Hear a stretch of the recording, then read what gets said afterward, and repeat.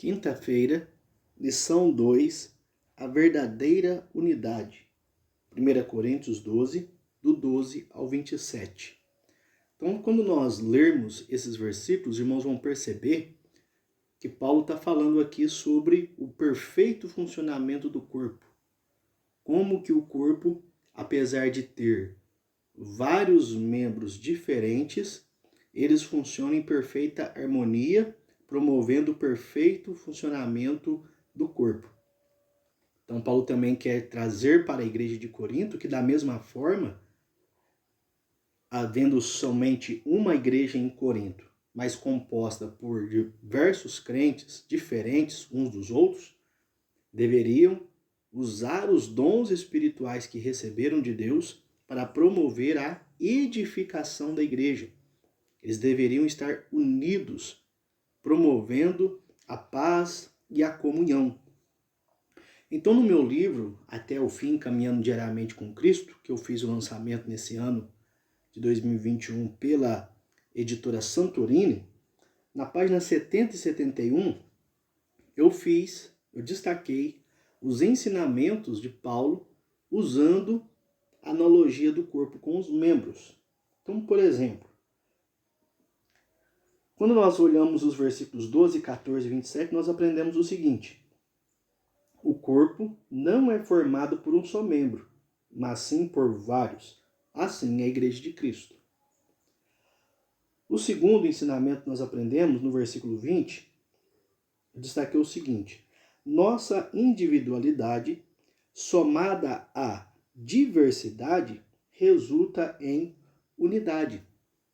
Apesar de sermos diferentes, cada pessoa diferente, se somarmos as nossas forças, isso vai resultar em união. E essa união vai resultar em comunhão, edificação.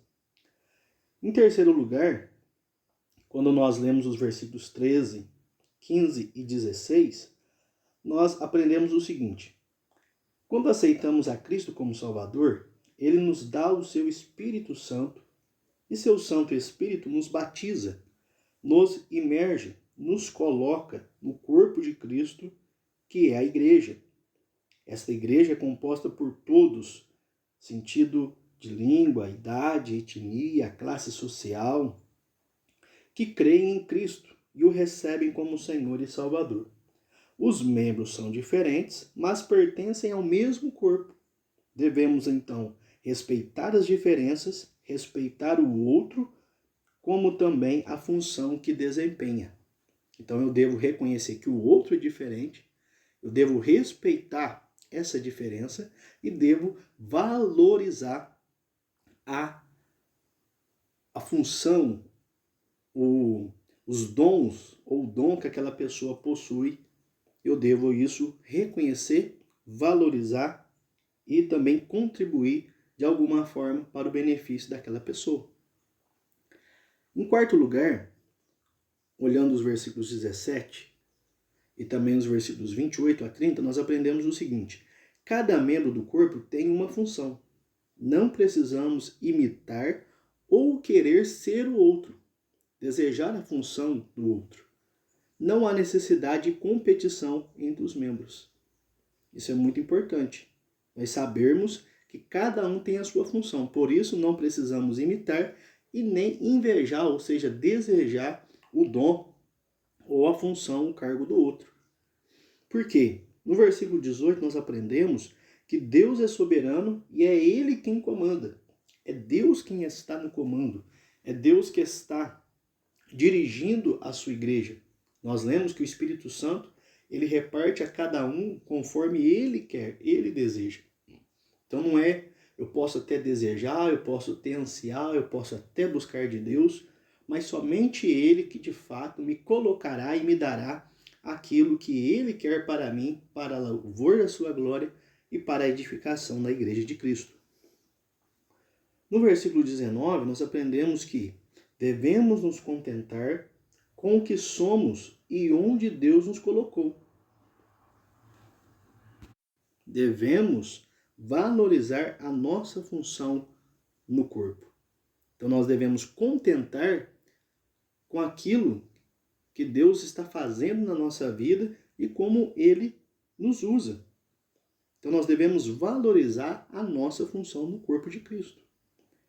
No versículo 21, nós precisamos entender que nós carecemos uns dos outros. Por isso não podemos ser orgulhosos.